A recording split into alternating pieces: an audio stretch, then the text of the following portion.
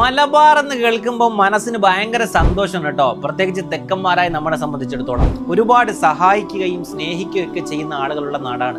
പ്രത്യേകിച്ച് ആത്മീയപരമായിട്ട് ബന്ധപ്പോൾ ഒരുപാട് പണ്ഡിതന്മാർക്ക് ജന്മം നൽകിയ നാടാണ്. ഒരുപാട് മക്ബറകളും സിയാറത്തുകളും ഉള്ള നാടാണ്.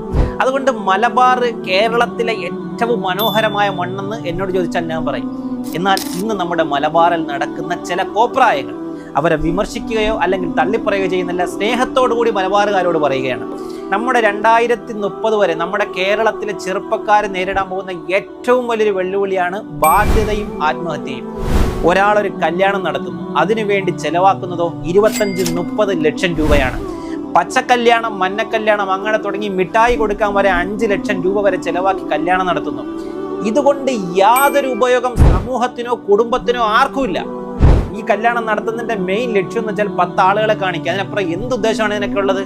എന്നാൽ ഒരു നാട്ടിലൊരു കല്യാണം നടന്നാൽ അതേമാതിരി ആ നാട്ടിലുള്ള എല്ലാവരും കല്യാണം നടത്തുന്നു. അതിനുവേണ്ടി പാവപ്പെട്ടവരുണ്ടാകും, ഒരു മിഡിൽ ക്ലാസ് ഫാമിലി ഉണ്ടാകും, ഹൈ ക്ലാസ് ഫാമിലി ഉണ്ടാകും. 25 വയസ്സ് വരെയുള്ള ഒരു ചെറുപ്പക്കാരന്റെ അക്കൗണ്ട് ബാലൻസ് നോക്കിയാൽ മാക്സിമം 3-4 ലക്ഷം രൂപ ആയിരിക്കും ഉണ്ടാകുന്നത്. കല്യാണത്തിന് വേണ്ടി മാക്സിമം ഒരു 5 ലക്ഷം രൂപ അവന്റെ കയ്യിലുണ്ടാകും. ബാക്കി 20-25 ലക്ഷം രൂപ എവിടെ നിന്നാണ് ഉണ്ടാക്കുന്നത്?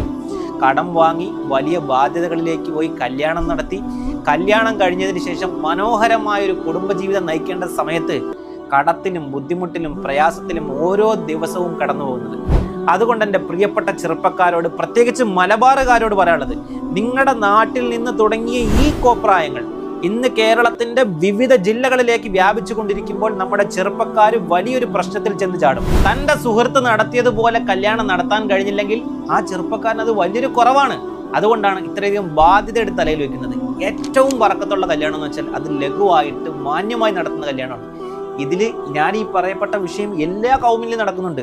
അത് പണ്ഡിതന്മാരുടെ കുടുംബങ്ങളിൽ നടക്കുന്നുണ്ട്, അതുപോലെ സാധാരണക്കാരുടെ കുടുംബങ്ങളിൽ നടക്കുന്നുണ്ട്. എല്ലാ സ്ഥലങ്ങളിലും നടക്കുന്ന ഒരു വിഷയമാണ്. അതുകൊണ്ട് എൻ്റെ പ്രിയപ്പെട്ടവരോട് പറയാണെന്ന് വെച്ചാൽ കല്യാണം അത് മാന്യമായ രീതിയിൽ നടത്തുക. അല്ലെങ്കിൽ നമ്മുടെ ചെറുപ്പക്കാർ കല്യാണം കഴിഞ്ഞതിന് ശേഷം അവർ വലിയ ബുദ്ധിമുട്ടുകളിലെത്തും. ശ്രദ്ധിക്കുക.